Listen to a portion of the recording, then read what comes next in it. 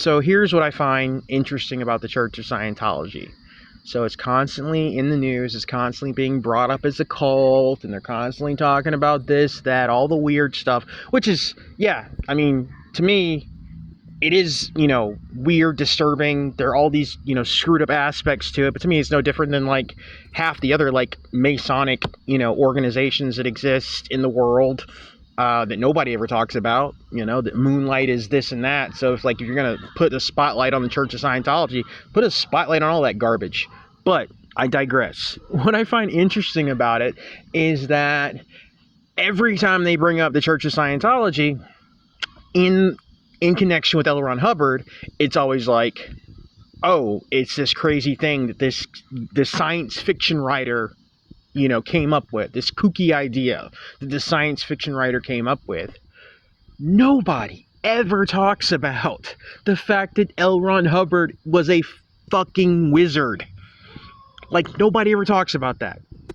He literally was an acolyte, he was a student. He studied under Aleister Crowley. Not directly, but he was a follower of Crowley.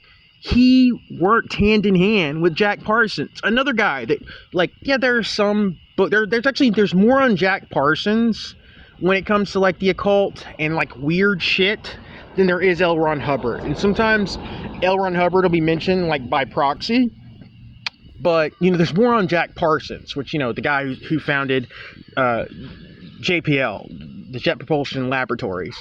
The guy was an occultist. He was a follower of Crowley. He did rituals. They did all kinds of that whole story is insane. But the thing that I want to bring up is that nobody ever brings up the fact that L. Ron Hubbard, and Hubbard was probably a Mason too. I would not be shocked. I don't know for sure.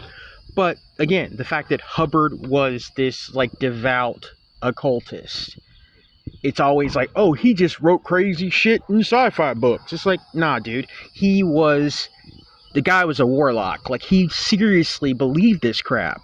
Him and Parsons did crazy stuff. Again, they follow the Crowley system, and they thought they could get it to work.